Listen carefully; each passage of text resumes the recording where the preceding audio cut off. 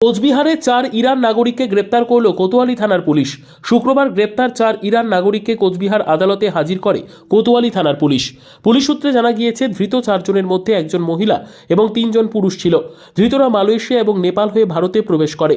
অবশেষে কোচবিহারের একটি হোটেল থেকে তাদের গ্রেপ্তার করে কোচবিহার কোতোয়ালি থানার পুলিশ।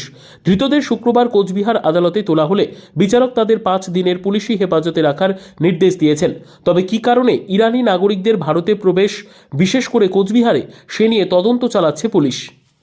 তদন্ত করে কিছু ডকুমেন্ট পাওয়া গেছে।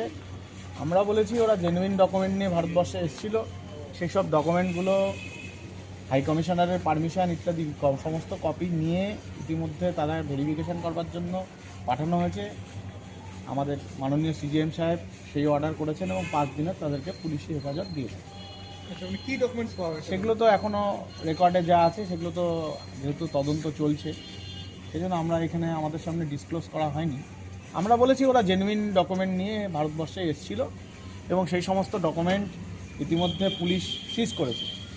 সেই ডকুমেন্টগুলো যে হাই কমিশনার যারা বলছে সেই হাই কমিশনারে তারা দেখাবেন, সেখান থেকে ভেরিফিকেশন করে আসবেন, তারপর তদন্ত প্রমাণ। ওদের কাছে পাসপোর্ট, ভিসা পাওয়া গেছে? সমস্ত কিছু আছে। আমরা বলছি যে ওরা জেনুইন ডকুমেন্ট কিছু নিয়ে এসেছিল, সেই ডকুমেন্টগুলো ভেরিফিকেশনের জন্য পাঠানো হয়েছে।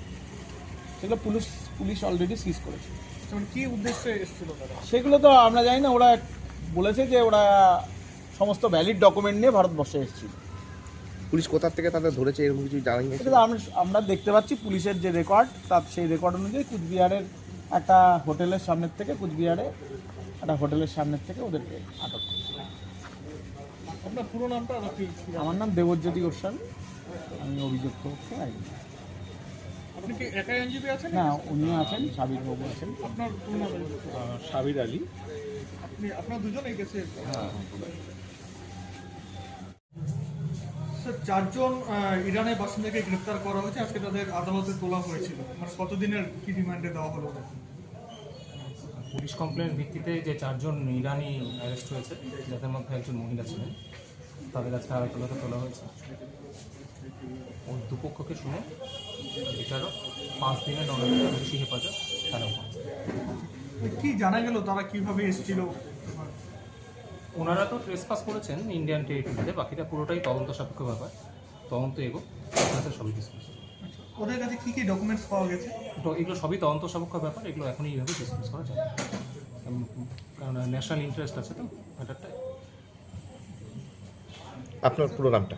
আমার নাম সৌম্যদীপ চক্রবর্তী। সৌম্যদীপ চক্রবর্তী। আপনি সরকারি আইনজীবী? Assistant public prosecutor. ঠিক আছে।